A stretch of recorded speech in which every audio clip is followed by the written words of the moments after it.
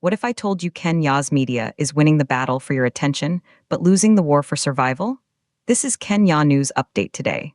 Coming up, you'll discover why a 91% smartphone revolution is leading to a financial crisis for newsrooms, and what this means for the future of truth in Kenya. A new bombshell report dropped just hours ago, and the numbers are terrifying. The Media Council of Kenya's CEO, David Omoyo, presented the findings under a stark theme: navigating the digital reality. The headline: there's a widening chasm, a dangerous gap between where Kenyans are consuming news and how media houses are making money to survive.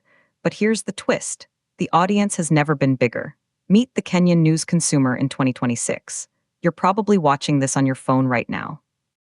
The report confirms it. A massive 91.1% of media content consumers in Kenya now access everything via smartphones.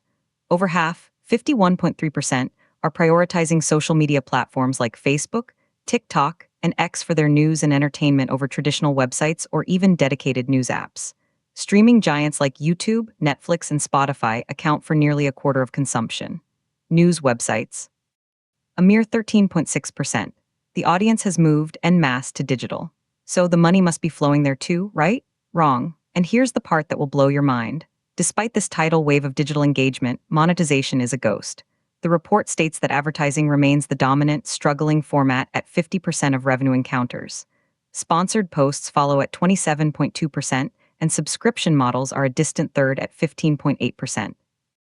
But the real shocker is this: 52% of media players still get less than 10% of their total revenue from digital platforms. Let that sink in. Over half the industry is getting a pittance from the very space where over 90% of the audience lives. Digital growth has not translated into financial stability. It's translated into desperation. The journey reveals an implementation gap so wide you could drive a Mata 2 through it. While 58% of media professionals feel their current digital tools are effective, over half of the organizations, 53.6%, still lack a dedicated digital revenue strategy. They're flying blind into a storm. The report warns of serious long-term risks as media houses become increasingly dependent on external platforms, like Facebook and Google, for both visibility and the crumbs of revenue they offer. Your favorite news source is at the mercy of an algorithm designed in Silicon Valley, not Silicon Savannah. But then, something surprising happened in the data. The study explored consumer psychology, and it found a glimmer of hope. Quality is the strongest driver. Audiences cited high-quality content, exclusive access, supporting local creators, and ad-free experiences as key reasons they would actually pay. Nearly half of consumers indicated they are likely to pay for digital content in the future. The opportunity is there. The Kenyan public is willing to support quality. The question is, can media houses adapt in time? The implications are massive. This isn't just a business story. This is about the future of information in Kenya. If professional journalism collapses because it can't pay its reporters, what fills the void? Misinformation, propaganda, sensationalism. Some say this is just the free market evolving. Others say we are witnessing the slow death of a pillar of democracy. But here's the unanswered question.